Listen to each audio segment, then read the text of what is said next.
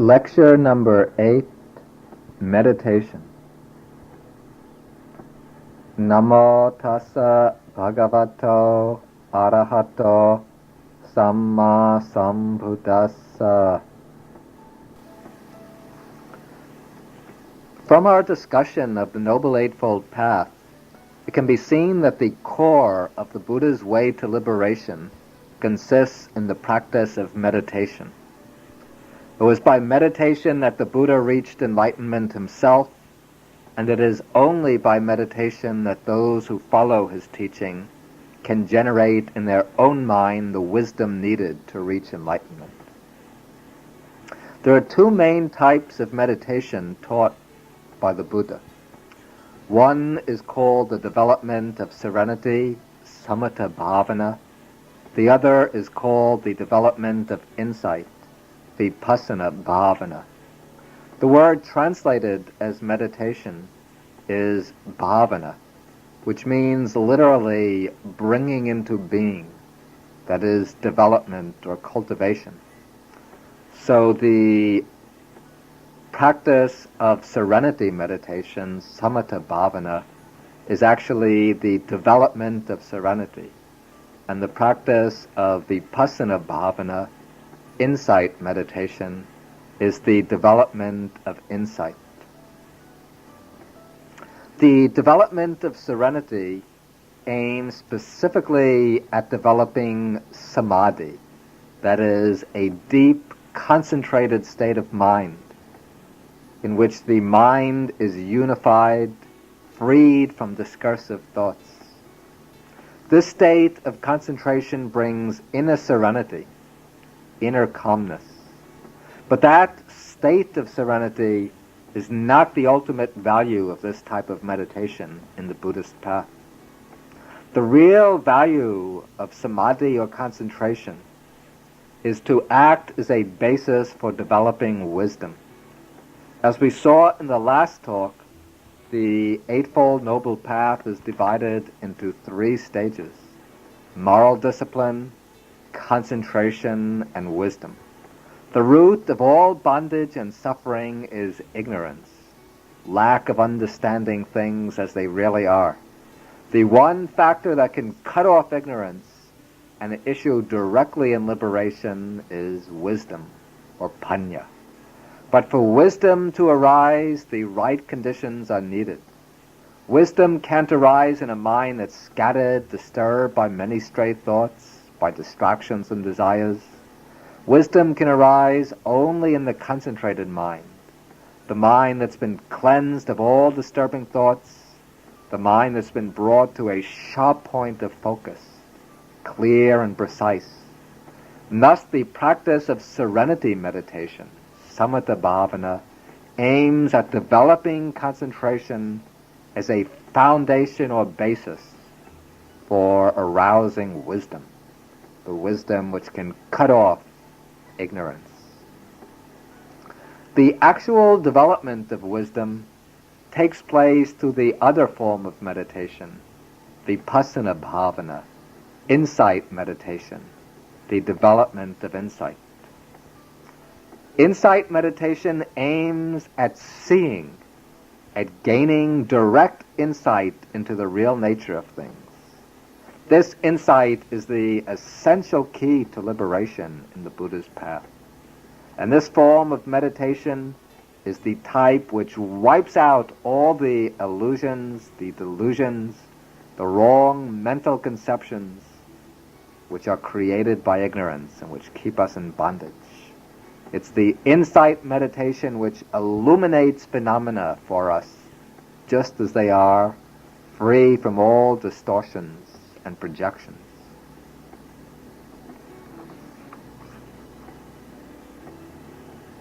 Now, serenity meditation is common to both Buddhist and non-Buddhist systems of practice. It was practiced in India long before the Buddha even appeared in the world. The states to which serenity meditation leads are the deep absorptions, the jhanas or the samadhis. And these are regarded as being very beautiful and lofty states of consciousness, very exalted attainments. However, from the Buddhist perspective, they are not essential to liberation.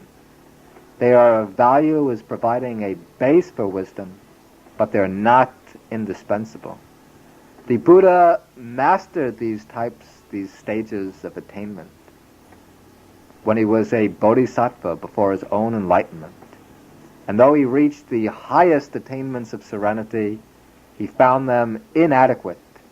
At best, they can serve as supports for developing wisdom, but in themselves they are no guarantee for the attainment of wisdom. For Buddhism, the real way to awakening lies in the practice of insight meditation. Insight meditation is the unique discovery of the Buddha, the crest jewel of his path to deliverance. Both serenity meditation and insight meditation are concerned with purifying the mind from defilements, from greed, hatred, and delusion, and the other unwholesome states that arise from them. But the two types of meditation purify the mind in different ways. They clear up the defilements at different levels, and they're directed also principally to different types of defilements. To see how the two types differ, we have to understand that the defilements have a stratified structure. They fall into 3 layers. They operate at 3 levels, and they have to be dealt with in different ways at these different levels.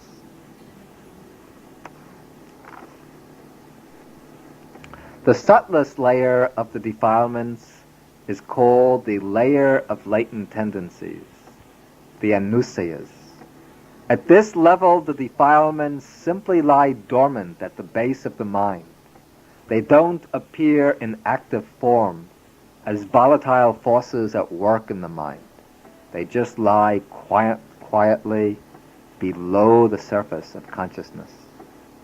But when we encounter experiences that strike us as either agreeable or disagreeable, or when we evaluate things and relate them to ourselves, then the defilements can be aroused from this condition of latency. They can wake up and rise to the next level where they appear in active form. This active form of the defilements is called the stage of manifestation, pariyutthana. At this second level, the defilement becomes a formative influence on the thought process. It motivates our thoughts, our attitudes, and our emotions. Then, if the defilement gains still more power, if it reaches a point where we can no longer control it, then it reaches the third level, where it spills out in the form of some unwholesome action, some unwholesome deed of body or speech. This third level is called the stage of transgression, vitikama. To give an example, we might be walking down the street, very calm and very happy. There's no trace at all of anger in our mind. Then suddenly we might meet somebody who displeases us, so we had some past quarrels with. When we see him, just when we get the impression of his face and body, then there might arise some impression of anger. And so the defilement of anger now comes to the surface. We become angry. As we get closer to him, we can no longer control our mind. So we burst out in some angry outburst. We speak to him in a nasty and offensive way. In this occurrence, we could see all 3 levels of the defilements at work. When we're walking down the street, very calm and happy, there's no anger at all present in the mind. But anger is still dormant in the consciousness as an anusaya, a latent tendency. When we get the impression of that antagonistic person, and then when we become angry in mind, then the latent tendency has risen up to the surface.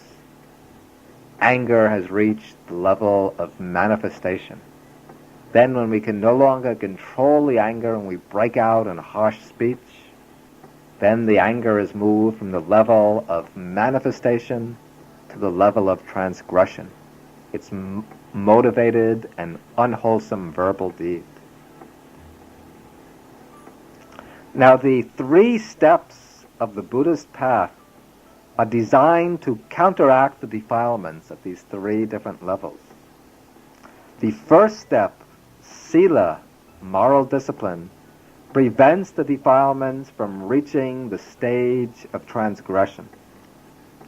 When we take the precepts, we put a check on our actions of body and speech to ensure that they don't fall into the grip of the defilements, so they don't become a means of expressing greed, hatred, delusion, or their offshoots. But even when we're following the precepts carefully, the mind can still be overrun by the defilements occurring in a purely mental form, operating at the stage of manifestation, governing our thoughts, our emotions, and attitudes. To overcome the defilements at this level, we have to develop concentration, samadhi. When the mind becomes focused and concentrated in a wholesome way, then the active form of the defilements is checked. The defilements subside from the surface of the mind, pushed out by the force, the pure concentration.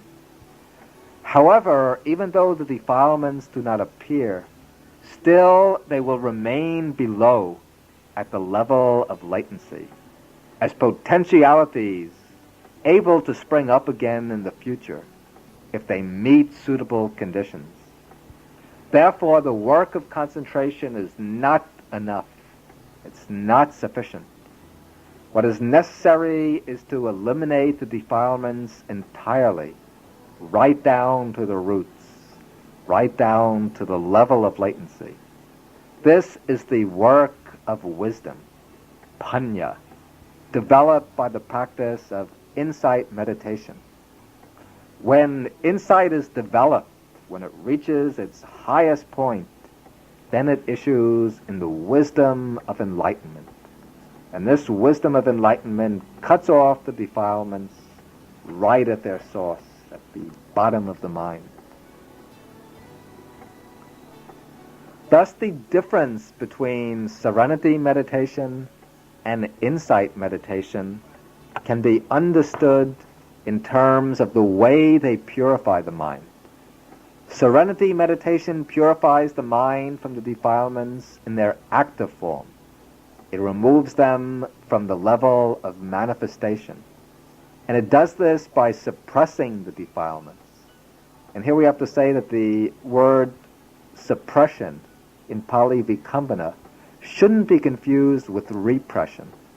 Repression is an unconscious mechanism by which the thoughts and emotions are pushed out of awareness, usually with fear and aversion, and they still continue to operate below the surface in subliminal forms. But suppression is a conscious process, a process by which we mindfully still the activity of the unwholesome states. We deliberately remove them from the surface with full awareness of what is taking place. And so in serenity meditation, we suppress the defilements, we remove them from the surface of the consciousness. But in contrast, insight meditation aims at purifying the mind by removing the latent tendencies. And it does this by cutting them off at the level of the root by means of wisdom. Also, there's a difference between the types of defilements with which the 2 kinds of meditation are principally concerned. Serenity meditation is concerned principally with removing the coarser defilements, such as greed, hatred, and certain of the coarser deluded states. In contrast, insight meditation is directed principally to the subtlest defilement, that is, to ignorance. It's intended to remove even the subtlest and finest rootlets of ignorance.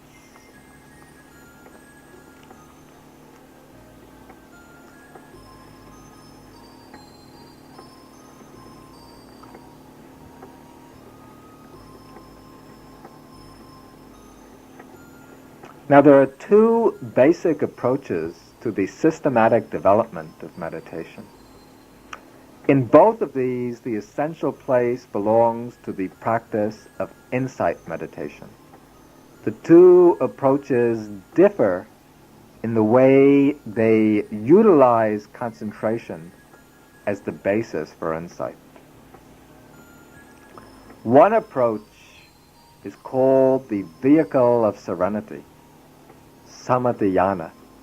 In this approach, we develop serenity to a very deep level, to a level of deep concentration, until the mind enters samadhi on a single object.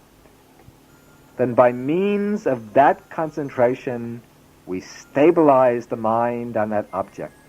We make the mind firm and steady and clear away the active form of the defilements. Then, after developing this concentration, we use that concentration as a basis and turn the mind to develop insight. Then we go through the levels of insight meditation. So that is the approach called the vehicle of serenity. The other approach is called vipassanayana, the vehicle of insight, or the method of dry insight. In this method, we do not aim to develop a deep concentration by fixing the mind on a single object. Instead, we start off directly with the practice of mindfulness, with the four foundations of mindfulness, contemplating the changing processes of the body, feelings, states of mind, and mind objects. But as we cultivate mindfulness, as we go on contemplating the changing process, we also develop an accompanying kind of concentration. This concentration doesn't reach the full depth and stillness of the concentration developed in the other approach, in the vehicle of serenity. This is a fluid, mobile kind of concentration, which runs alongside the development of insight. It's called momentary concentration. But it's not called this because it lasts only for one moment and then disappears, but rather because it flows along from moment to moment in the changing process of awareness. As it is cultivated moment by moment, it picks up momentum until it becomes strong enough to keep the defilements away and to allow insight wisdom to arise. Which approach is chosen between these two? That depends partly on the personal temperament of the meditator, partly on his circumstances. Some people feel the need to cultivate a strong level of concentration first.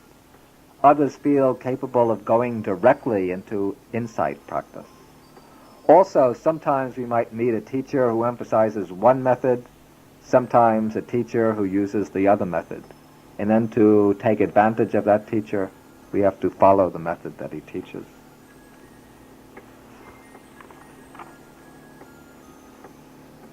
Now we'll explain both forms of meditation briefly, and then give some practical instructions. First, however, we should say a few words about the preliminaries to meditation.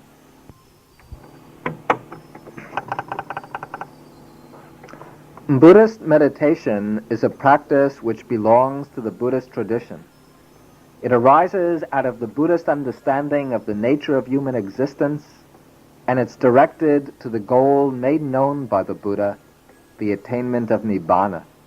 Therefore, when meditation is taken up in the traditional context, practice begins with the act called going for refuge. Going for refuge means entrusting oneself to the guiding ideals of the Buddhist path. There are three guiding ideals: the Buddha, the Dhamma, and the Sangha. The Buddha is the enlightened one, the supreme person who by his own unaided effort discovered the way to deliverance. The Dhamma is the truth of liberation, the path that leads to the attainment of liberation, and the teaching that gives instructions about the path. The Sangha here is not the order of monks, as the term is usually understood, but it's the Aryan Sangha. That is, the community of noble disciples of the Buddha, those who have followed the path to the high levels of attainment and reached one of the stages of enlightenment. These three, the Buddha, Dhamma, and Sangha, are called the three refuges because they make possible complete deliverance from all of the dangers and sufferings of existence. The Buddha is compared to a wise physician who diagnoses our condition and prescribes a remedy. The Dhamma is like the medicine that he gives, and the Sangha is like the attendants who help us to get well. The most important of the three is the Dhamma. The Dhamma is the medicine, the actual refuge. And the act of entrusting oneself to these three, relying on them for guidance, is going for refuge. And the practice of meditation properly begins with the attitude of taking refuge. This is expressed through the standard formula in Pali: Buddhang saranang gacchami, Dhammang saranang gacchami, Sanghang saranang gacchami, Dutiyampi Buddhang saranang gacchami, Dutiyampi Dhammang saranang gacchami, Dutiyampi Sanghang saranang gacchami, Tatiyampi Buddhang saranang gacchami, Tatiyampi Dhammang saranang gacchami, Tatiyampi Sanghang saranang gacchami. I go for refuge to the Buddha. I go for refuge to the Dhamma. I go for refuge to the Sangha. A second time I go for refuge to the Buddha, Dhamma, and Sangha. A third time I go for refuge to the Buddha, Dhamma, and Sangha. The next preliminary after going for refuge is taking the precepts, pledging to observe morally pure conduct. Moral discipline, sila, is needed primarily to hold in check the coarser expressions of the defilements, to prevent the defilements from motivating unethical action of body and speech. When we practice meditation, we're trying to purify the mind. And in order to clear the mind of the defilements, it's necessary to prevent the defilements from breaking out into unwholesome acts of body and speech. If we give way to the defilements and act with them as our motives, this will only involve us in a crossfire of aims. On the one hand, in meditation, we're aiming to purify the mind of the defilements. On the other hand, in our daily conduct, we're living under the sway of the defilements. And if we get caught in this crossfire, this will just frustrate our attempts to gain calm and insight, and it will destroy our efforts at concentration. So therefore, before undertaking the practice of meditation, we have to make the firm resolution to observe the 5 precepts, the basic framework of moral discipline. That is, first, to abstain from taking life, from destroying life. Second, to abstain from taking what is not given, from stealing. Third, to abstain from unwholesome forms of sexual misconduct. That is, for lay people, from adultery, seduction, forced relations, promiscuous, meaningless relations, and so on. Fourth, to abstain from false speech or lying. And fifth, to abstain from taking intoxicants, liquors, drugs, and so on, which cause unclarity of mind. Sometimes during periods of intensive retreat, intensive meditation practice, lay meditators take up temporarily a more austere ethical code. This includes observing celibacy, brahmacharya, for the period of the retreat, not eating after midday, that is, taking the main meal before midday and not eating any solids after that, avoiding entertainments and personal adornments, and avoiding sleeping on a high bed, instead sleeping on the floor, in a sleeping bag, on a mattress on the floor. These activities themselves are not immoral, but to indulge in them causes distractions of the mind, which disrupt the work of meditation and drain energy that can be used more profitably to develop the mind during that precious period of the meditation retreat. And therefore, to strengthen their practice, lay meditators frequently observe these additional precepts.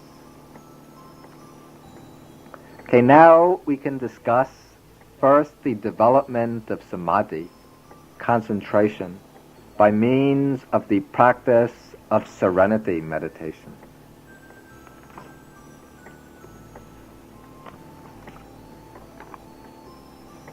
Serenity meditation, as we said, aims specifically at developing concentration or samadhi.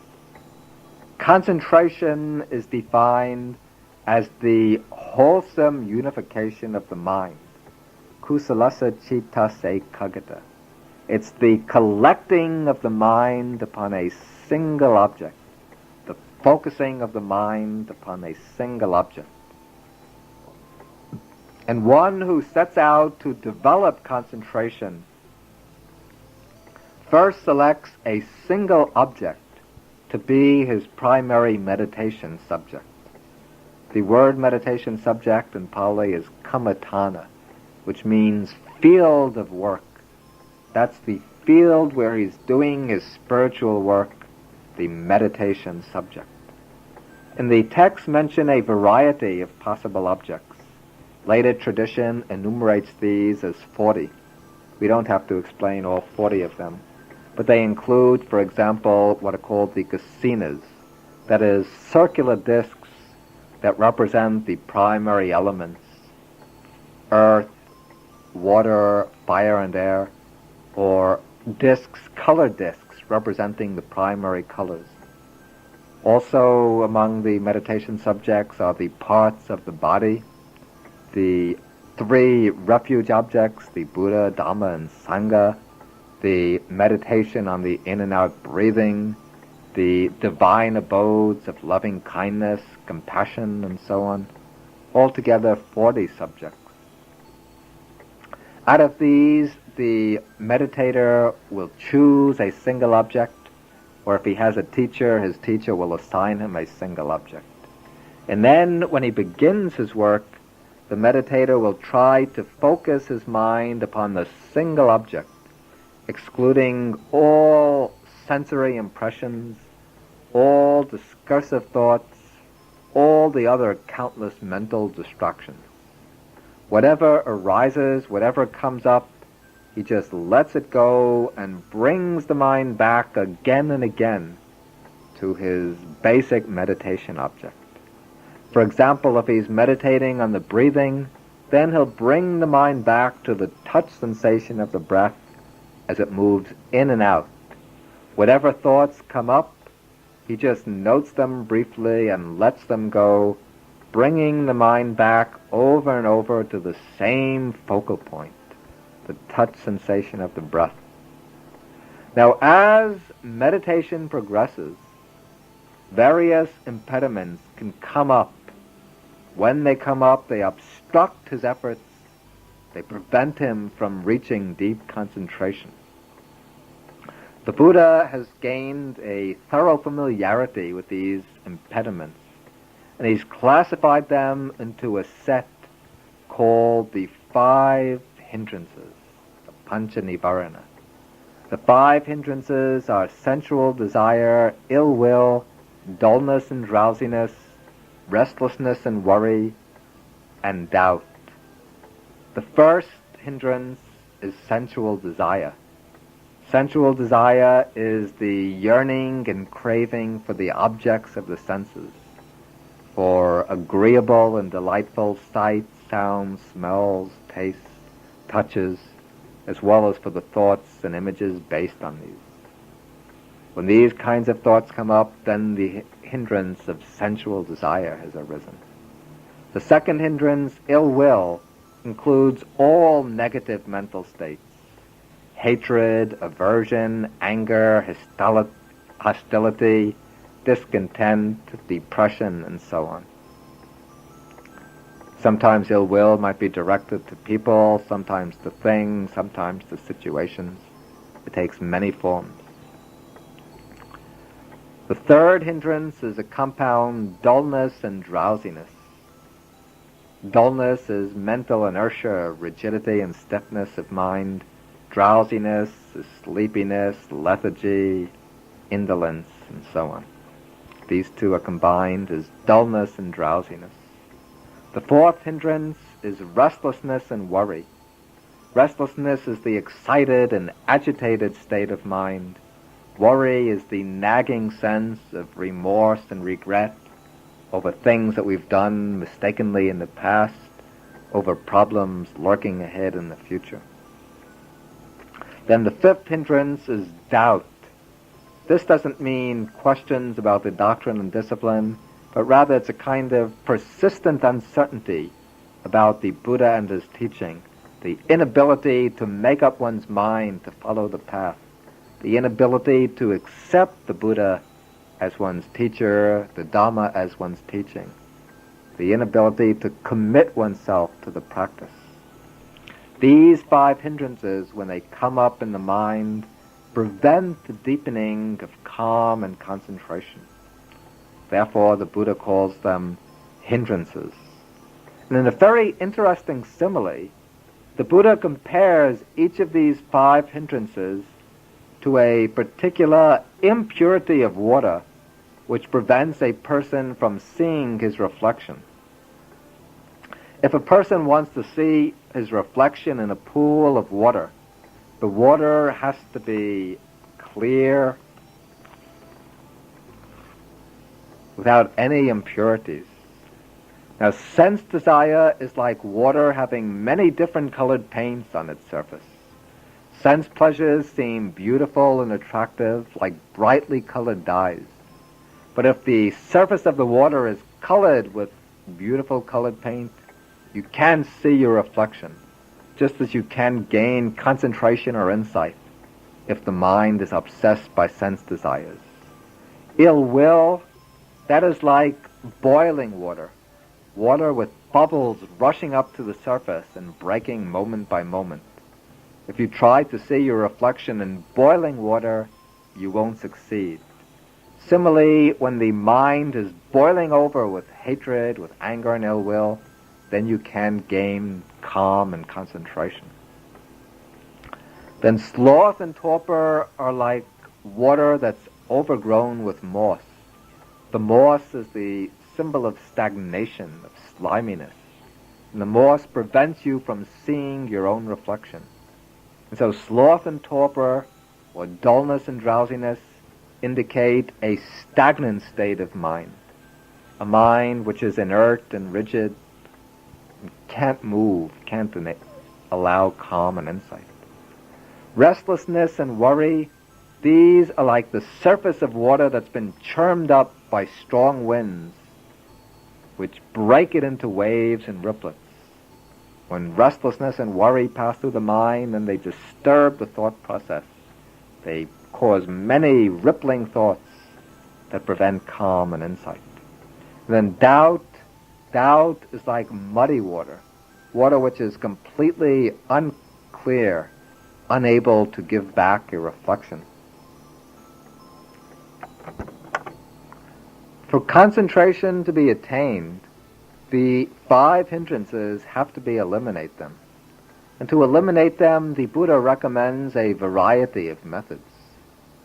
The first technique to be employed is simply to make a note of the hindrance when it arises, then to let it go without becoming disturbed by it, without feeding it with too much concern. If we follow the hindrance and latch onto it, then of course the hindrance will just grow and become stronger. But also if we become upset by it, if we become repelled by it and try to push it away, then also the hindrance will gain in strength and become persistent. But if we just make the mental note of the hindrance and bring the mind back to the object, then it's likely that the hindrance will lose its momentum and will just subside. But if the hindrance still continues to crop up, another method that can be used is to focus attention on the hindrance itself, to observe it with mindfulness. Since the calm and clarity of mindfulness are incompatible with the mental disturbances, this method shuts out the hindrance and often succeeds in making it subside. Then when the hindrance subsides, the meditator can return to his primary object. But if the hindrance still comes up, if it proves to be really persistent, then we might have to drop the primary subject and take up a special measure directly opposed to the hindrance. Thus the Buddha has given methods to counteract each of the 5 hindrances.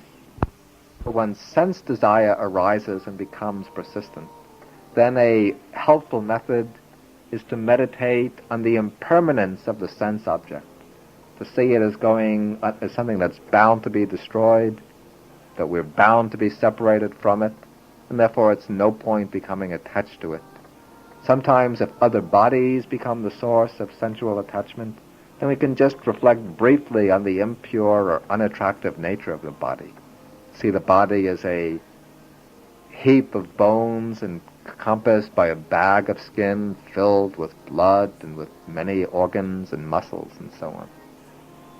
When we reflect in that way, very often the hindrance of sense desire subsides. The antidote to ill will and aversion is to develop loving kindness towards other people, metta bhavana. This we will explain in greater detail later. And with regard to situations, to develop patience in the face of those situations, simply to accept them as the working out of our karma. The antidote to dullness and drowsiness, the Buddha has given several methods to deal with them. One is to develop a perception of light, to meditate on a bright light. Another method is to practice walking meditation, to get up and walk back and forth vigorously, and that will sometimes stimulate the mind. Sometimes even washing the face or going out into the cold air is helpful. Any of these methods can help dispel dullness and drowsiness.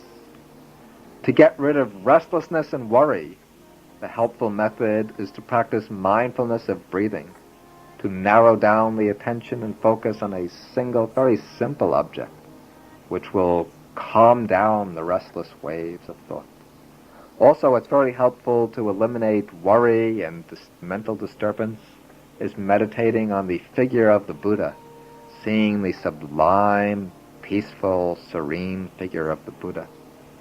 Then to get rid of doubt, sometimes to get rid of doubt we have to lay aside our meditation and interrogate, to ask questions, to study. Sometimes also devotional practices are helpful. And also what's sometimes needed is just a strong resolution to commit oneself to the practice and to stay with it without continually surrendering to all of the questions that come up, to all the suspicions and uncertainties, but just to stick with the method and to suspend the doubts, to see how things work out as we progress with the practice.